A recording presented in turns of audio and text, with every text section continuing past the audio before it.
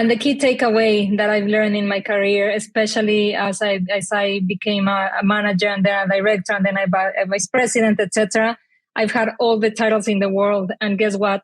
Titles don't mean shit if you don't have a leader that is thinking more holistically. It's true. You might have the fancy title. It might mean anything. So try to match the title with your responsibilities. If you don't have them because your manager don't give them to you, ask for them. Be an active listener of your team and be an active asker for the things that you need and for the things that are going to make you grow.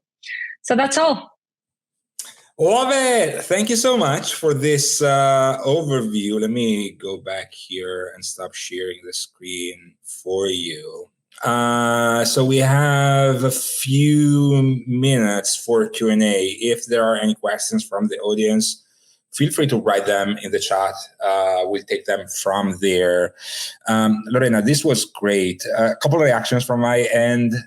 It's funny when you talk about tools. Another one of the speakers in the sales track, Pendo, actually, he said, we were like having a event conversation. It was like people expecting tools to magically do the work is like you buying a subscription to a gym and expecting to be like all beefed up the following day.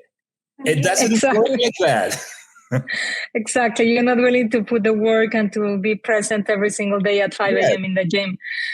You think the subscription includes the fit body, but it's not like that. It doesn't.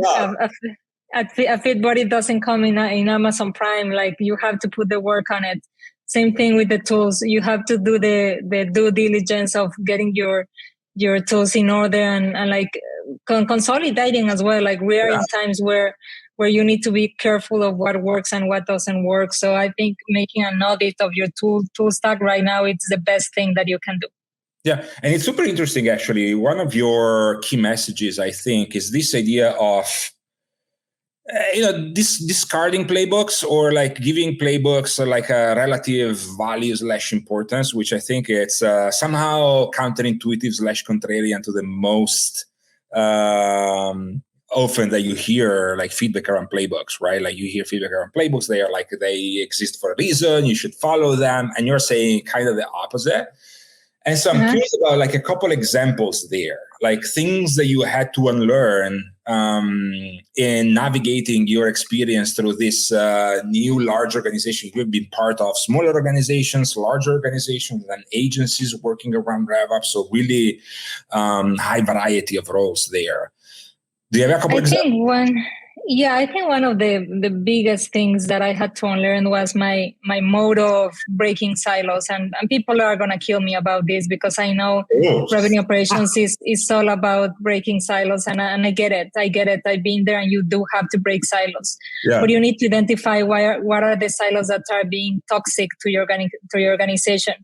What I had to unlearn was that precisely that not every silo is damaging. There are some functional silos. So that was a relearning kind of experience where I needed to see that there were things that were working in some regions of the world that I shouldn't touch, because if I touch them, then I would break things that actually were working pretty well.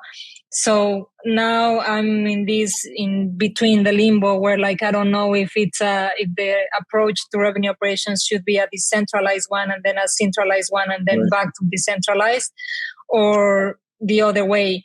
So I'm in my way to figuring it out. Probably next year I'm going to have a better answer. I am still working on it.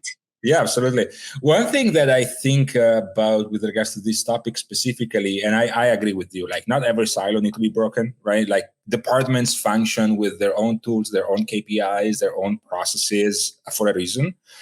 And so that is not necessarily bad. What's bad is the fact that there is no connective tissue in between.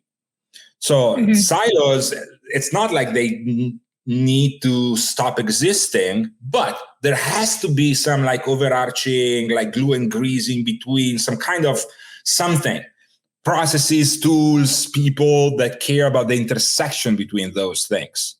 Communication for sure. That over communication of the teams needs to happen yes or yes.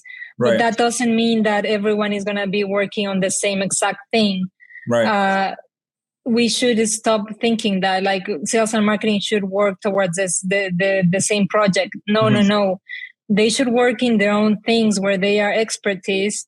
And when they have the expertise to do it, and then over communicate between each other to go towards the same metric, which is different. They have their own set of KPIs and OKRs, and then there is like a set of joint KPIs and OKRs.